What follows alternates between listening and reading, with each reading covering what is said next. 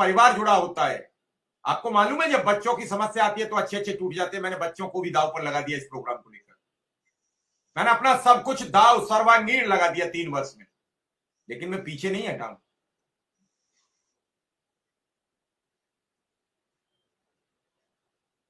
थोड़ा मेरा जिद्दी स्वभाव है। लोग हो सकता है कि मेरे कमेंट में कभी कभी किसी को सवाल करने लगता हूं तो उन्हें वो लगता हो मैं गलत बात ना सुनता हूं ना किसी के लिए प्रयोग करना चाहता हूं।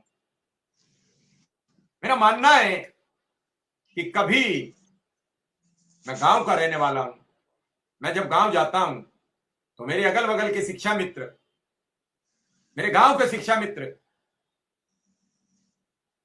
या मुझे राह चलते लोग मुझसे सवाल करने लगते हैं। विक्रम सिंह, पिछली बार चूंकि ये प्रोग्राम करते करते हमने अपनी गाड़ी भी दांव पर लगा दी, अब हम पैदल चलते हैं और बड़े खुश रहते हैं। कोई टेंशन नहीं डीजल की, कोई पेट्रोल की, कोई पॉल्यूशन की। पश्चिम दिल्ली में बहुत पॉल्यूशन है। तो मैं इस बार बस से गांव जब जा रहा था तो रास्ते में कंडक्टर ड्राइवर मिले, टिकट बनाया, उसके बाद वो दोबारा वापस आया कि आप शिव कुमार मिश्रा हैं। हमने उससे पूछा भैया क्या बात है, कि सर आप कर्मचारियों की बात बड़ी ढंग से करते हैं, आप पहले बताए होते तो आपकी टिकट नहीं बनाता, मैं आपको ले चलता, मैं टिकट अपने पैसे देता। अब विक्रम सिंह देखिए ना, जिससे परिचय है, ना मुलाकात है, ना उससे बात है, न वो हमें जानता है, वो इटावा का रहने वाला है, मैं दिल्ली में रहता हूं, मेरा जनपद अलग है। और उसके बाद वो इतना भावावेश में हो गया। बुलंदशहर जब होटल पर बस रुकी तो मैं झपकी ले रहा था, मुझे सीट से जगा के लाया, सर खाना खाना पड़ेगा। मैंने कहा भाई मैं खाना खा के अभी घर से निकला हूं, नहीं खाऊंगा। फिर भी बिना चाय पिए उस व्यक्ति ने मुझे आने नहीं दिया। ये सम्मान कमाया है। मेरे साथ कुछ भी हो उससे मुझे कोई ऐतराज नहीं है, लेकिन इन 2 लाख परिवारों में अगर रोशनी की किरण फूट गई तो मैं समझूंगा कि मैंने अपना सब कुछ पा लिया, सब कुछ। और यही चीज आज के जो वीडियो में अखिलेश यादव ने शेयर किया उसमें कोई खास नहीं मैं बोला हूं। उन्हें लगा कि एक समाज की आवाज उठाई है। शायद विक्रम सिंह देखा होगा आपने, मैंने कुछ नहीं उसमें बोला, मैंने कोई किसी की तारीफ नहीं की, मैंने कोई किसी न सरकार की बुराई की है न विपक्ष की भलाई की है। मेरा कहना है कि लोकतंत्र बचाना होगा, और लोकतंत्र बचाएगा कौन? सरकार। उसकी रक्षा करेगा कौन? प्रशासन। और प्रशासन जब गड़बड़ी करने लगे, प्रशासन अगर अनुदेशक शिक्षा मित्र की बात ईमानदारी से ऊपर तक पहुंचा दे तो क्या जरूरत है किसी को कुछ करने की? क्यों मैं बैठ के डिबेट करूं? क्यों मेरे साथ नीलम जी बैठी है? क्यों मेरे साथ विक्रम सिंह बैठे?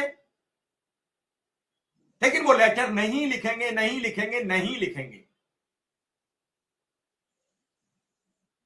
और जो अनुदेशक और शिक्षा मित्र के बीच जो रिश्ते बिगड़वाने में भूमिका रही वो खास करके ब्यूरोक्रेट्स की, यानी बेसिक शिक्षा से लेके लोअर से लेके अपर लेवल के अधिकारियों तक।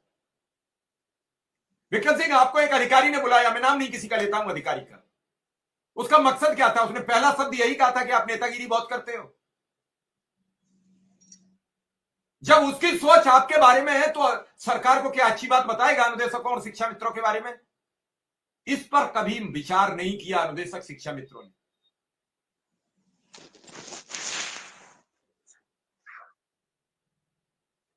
बहुत लोग चाहते हैं, मैं देख रहा हूं यूट्यूब पे बाढ़ आ गई है, हमारे विक्रम सिंह के वीडियो काट के पीट के, कोई कहीं का जोड़ के, कहीं नियमित करा के मेरे ही पास मेरे वीडियो को काट के अपलोड करके मुझे ही भेज देते हैं कई लोग। तो अब आप ये अंदाज लगाइए क्या इससे फायदा होने वाला है, क्या इससे लाभ मिलने वाला है। विक्रम सिंह, एक एक पल बड़ा जिम्मेदार होता है और एक एक पल बड़ा चिंता का विषय होता है। कोई आए कोई जाए, लेकिन किसी पर फर्क नहीं पड़ता। लेकिन फर्क पड़ता है जब शाम को चूल्हे की आग बुझी होती है और बेटा बेटी सब भूख से तिल मिला रहे होते हैं और उन्हें बाप के आने का इंतजार होता है, पापा आएंगे, कुछ लाएंगे, चूल्हा गर्म होगा, तवे पे रोटी पड़ेगी, सिकेगी, फिर थाली में आएगी, कुछ सब्जी होगी, कुछ चोखा होगा, कुछ दाल होगी, कुछ भात होगा। लेकिन जब शाम को फिर सूखी थाली होती है तो बच्चों का मन टूट जाता है। किसी की फीस की थाली है, किसी की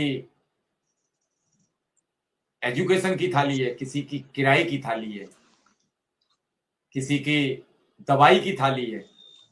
थाली में कुछ नहीं है। थाली कोरोना में भी बजाई थी और थाली अब भी बज रही है, लेकिन क्या उस थाली में कभी रोटी ढंग से आएगी?